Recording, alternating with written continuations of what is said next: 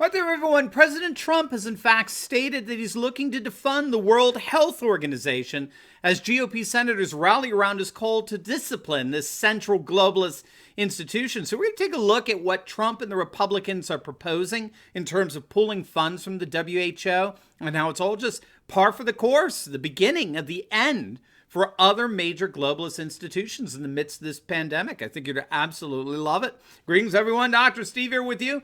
Certainly hope you're having a safe and sound, lovely lockdown Wednesday. If this is your first time here on this channel, we post 2 videos a day analyzing current events and some super awesome conservative trends so that you can live in the present in light of even better things to come. So if you haven't already done so, make sure to smack that bell and subscribe button. It'd be an absolute privilege to have you as a regular part of this channel. You're going to love interacting with this online community of conservatives from all over the world. And finally, did you know that the average funeral alone can cost between $8,000 and $9,000?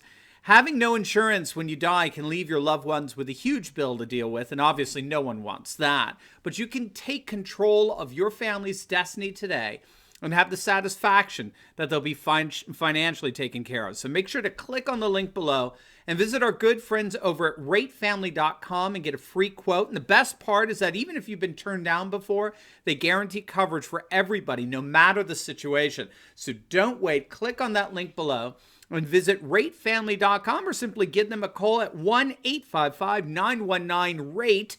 You'll be glad that you did.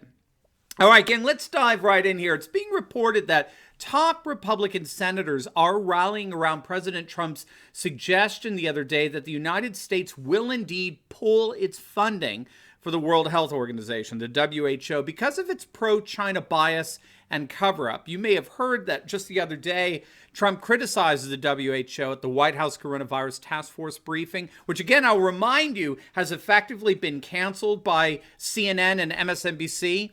If you, for whatever fathomable reason, are still watching and availing yourself of the Clown News Network and MSNBC, they're deliberately censoring information from you because they don't like it. They don't like the fact that only about 2,000 viewers tune in to hear anything that Joe Biden has to say on a live stream, while over 10 million are tuning in to watch Trump. They hate that. They can't stand that.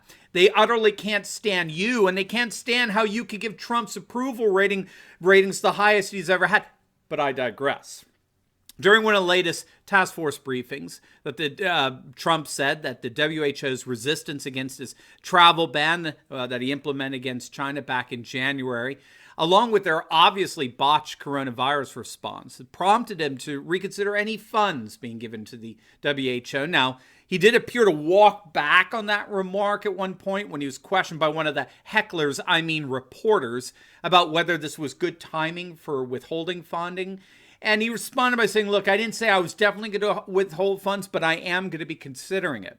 But it didn't take long for senators like Lindsey Graham to come out and say, well, guess what? We're going to take the burden off the president here. We in the Senate are going to take the steps of withholding any and all funding for the WHO in the next appropriations bill. Graham is in charge of the Appropriations Subcommittee, and he said unequivocally that he will not support any funding of any kind for the WHO under its current leadership. And he went further. And like Trump, he argued that the WHO has become a bona fide apologist for the Chinese government, perhaps even more so than the mainstream media, if that were even possible. Senator Marco Rubio as well said that he would be working with the Trump administration to ensure that the WHO is independent and not been compromised by the Chinese Communist Party before we send a single dollar to them. Now, what's going on here is that the WHO Director General, Tedros Adhanom Ghebreyesus, I think is how you pronounce his name, he has a long history of friendliness towards China. And under his leadership, the WHO has repeatedly and vocally opposed any countries imposing travel restrictions against China, if you could believe that. Now, of course, that seems absolutely absurd at this point, but not at the beginning of all this. Not at least for the left-wing globalist liberals. Remember, don't forget crying Chuck Schumer's tweet when Trump closed the border to China back in January, right? When Trump instituted the travel ban in China in late January while the Democrats were trying to impeach him, Schumer excoriated Trump for being capricious and impulsive.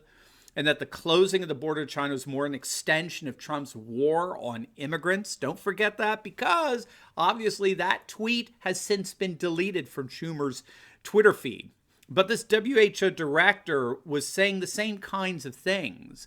And this is because the WHO is a thoroughly globalist organization. I believe it's now 7 years running. Chinese lobbying has successfully blocked Taiwan from becoming a member of the World Health Organization. And this is because, if you know, the People's Republic of China refuses to recognize Taiwan as a sovereign nation.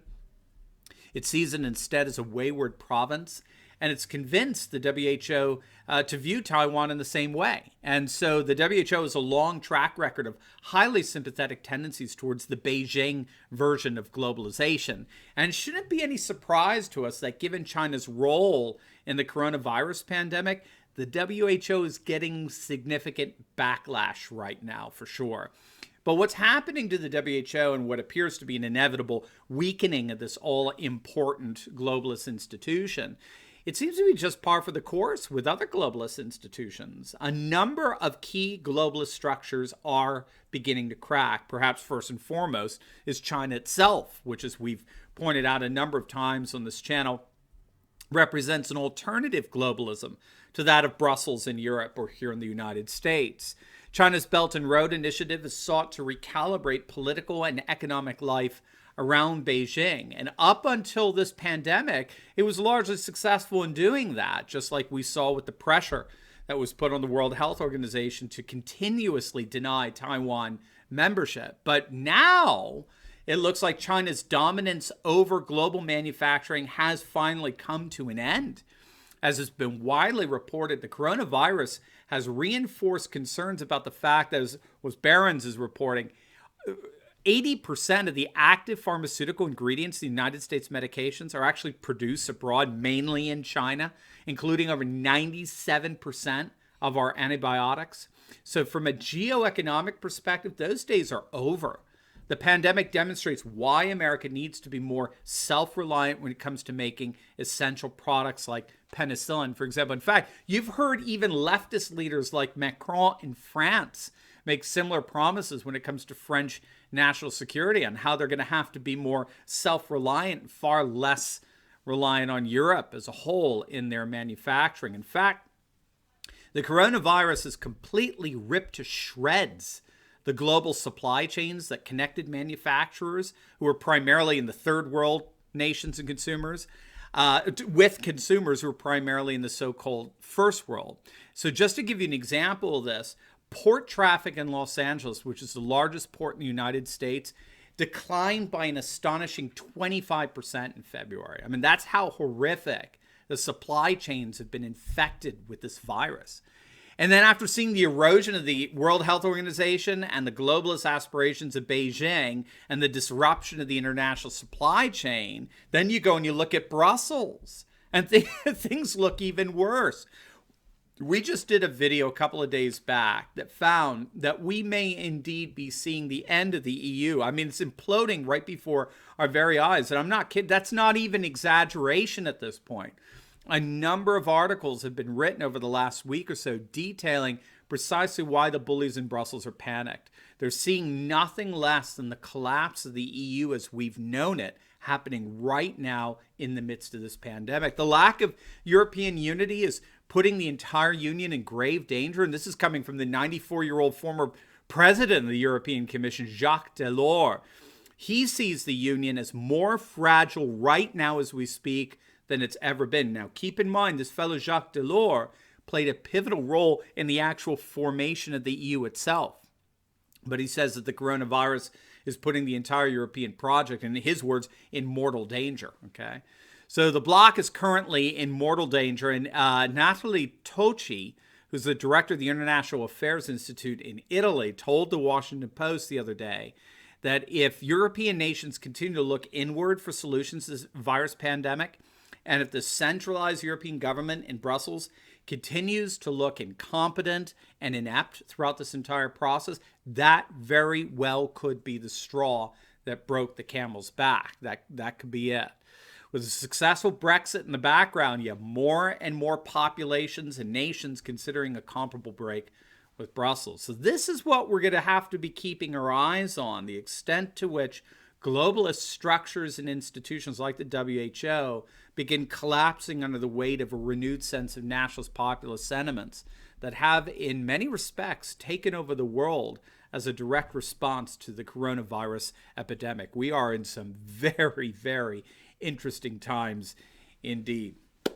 Now, before you go, you will definitely want to check out my video on Bernie Sanders dropping out of the race and, in effect, guaranteeing that 2020 is going to be a repeat of 2016. I think you're going to love it. So make sure to click on the link, and I'll see you over there. God bless.